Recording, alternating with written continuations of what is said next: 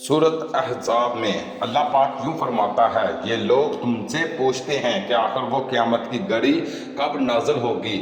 کہو، اس کا علم میرے رب ہی کے پاس ہے، اسے اپنے وقت پر وہی ظاہر کرے گا۔ آسمانوں اور زمین میں وہ بڑا سخت وقت ہوگا، وہ تم پر اچانک آ جائے گا۔ سورۃ طٰہٰ میں اللہ تعالیٰ نے اپنا ارادہ منشا بھی بیان کر دیا ہے کہ میں قیامت کے علم کو مخفی رکھنا چاہتا ہوں۔ ارشاد باری تعالیٰ ہے، قیامت کی گھڑی ضرور آنے والی ہے، میں اس وقت مخفی رکھنا چاہتا ہوں تاکہ ہر متنفس اپنی سعی کے مطابق بدلہ پائے۔ مقصد اس کا یہ ہے کہ جس طرح انسان کی شخصی موت کی تاریخ اور وقت کو غیر معین مبہم رکھنے میں بڑی حکمتیں ہیں، اسی طرح قیامت کو جو پورے عالم کی اجتماعی موت کا نام ہے، اس کو مخفی اور مبہم رکھنے میں بھی بڑی حکمتیں ہیں۔ اول تو یہی ہے کہ یقین کرنے والوں کے لیے اس صورت میں زندگی دوبر اور دنیا کے کام مشکل ہو جائیں گے، اور منکرین کو طویل المیعاد سن کر استحزاء و متمسخر کا بہانہ ملے گا اور ان کی سرکشی میں اور اضافہ ہوگا۔ اس لیے بتقاضائے حکمت اس کی تاریخ کو مبہم رکھا گیا تاکہ لوگ اس کے ہولناک واقعات سے ہمیشہ ڈرتے رہیں، اور یہ ڈر ہی انسان کو جرائم سے باز رکھنے کا سب سے زیادہ مؤثر علاج ہے۔ ناظرین گرامی، بے شک قیامت کے وقت کا تو ہمیں نہیں بتایا گیا، لیکن ہمارے پیارے نبی کریم صلی اللہ علیہ وسلم نے قیامت کی کچھ نشانیاں ہمیں ضرور بتائی ہیں کہ جن کے بعد قیامت برپا ہو جائے گی۔ رسول اللہ صلی اللہ علیہ وسلم نے قیامت سے قبل بہت سی علامات کے ظہور کی پیشن گوئی فرمائی ہے۔ چند علامات عمومی ہیں جنہیں علامات صغریٰ کہا جاتا ہے، اور بعض غیر معمولی علامات کا ذکر فرمایا ہے جنہیں قیامت کی بڑی نشانیاں یعنی علامات کبریٰ کہا جاتا ہے۔ ان علامات کبریٰ میں سورج کا مغرب سے طلوع ہونا، دابۃ الارض ایک خاص جانور کا ظاہر ہونا، دجال کا ظہور، حضرت عیسیٰ علیہ السلام کا نازل ہونا وغیرہ شامل ہے۔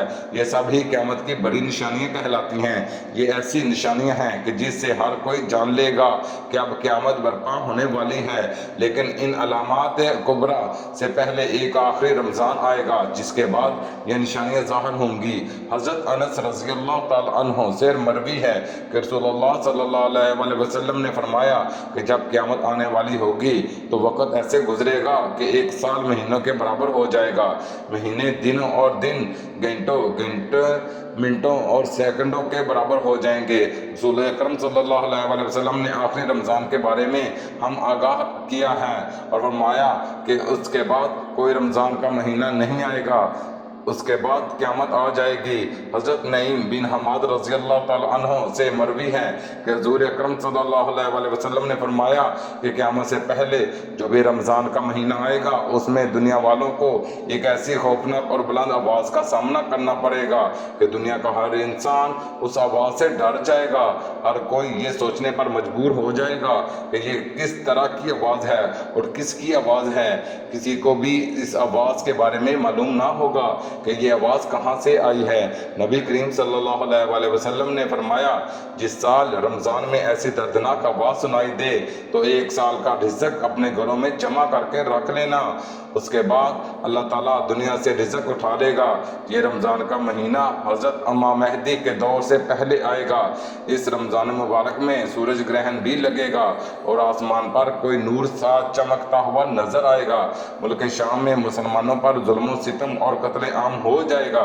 جب رسول اکرم صلی اللہ علیہ وسلم فرما رہے تھے کہ آخری رمضان میں ایک زوردار آواز آئے گی جس کے بعد اس سے اگلا رمضان نہیں آئے گا بلکہ قیامت آ جائے گی، تو صحابہ کرام رضی اللہ تعالیٰ عنہ نے دریافت کیا، اے اللہ کے نبی، یہ خطرناک آواز رمضان کے کس عشرہ میں آئے گی؟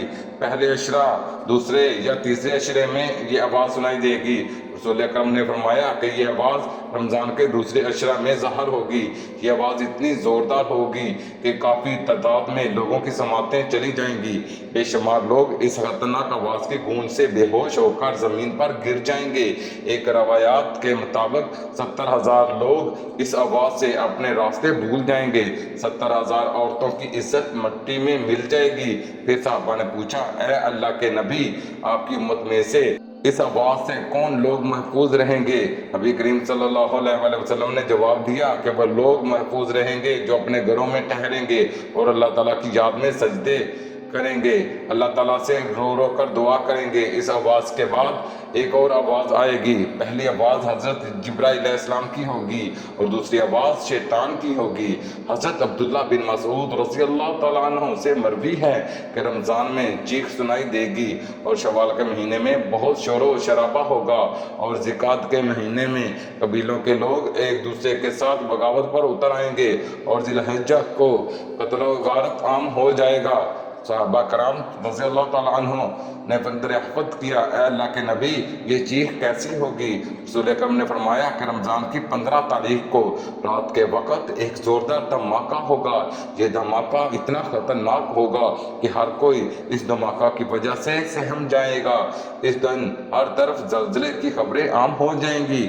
جب تم جمعہ کے دن فجر کی نماز ادا کر لو تو اپنے اپنے گھروں میں داخل ہو جانا اور گھر کے دروازے اور کھڑکیوں کو بند کر کے اپنے کانوں میں انگلیاں دے لینا، اپنے بستروں میں لیٹ جانا۔ جب تم کو چیخ کی آواز آئے تو اللہ تعالیٰ کے سامنے سجدے میں گر کر رو رو کر دعا کرنا اور یہ پڑھنا، پاک ہے وہ ذات جس نے ہم کو پیدا کیا ہے اور ہم کو دوبارہ لے جائے گا، جو اس بات پر عمل کرے گا وہ بچ جائے گا۔ اور جس 15 رمضان کو یہ آواز آئے گی اس رات چاند گرہن لگے گا اور صبح سورج گرہن ہوگا۔ ناظرین گرامی، جس رمضان میں یہ نشانیاں ظاہر آئیں گی اس رمضان سے لے کر اگلے رمضان سے پہلے قیامت برپا ہو جائے گی۔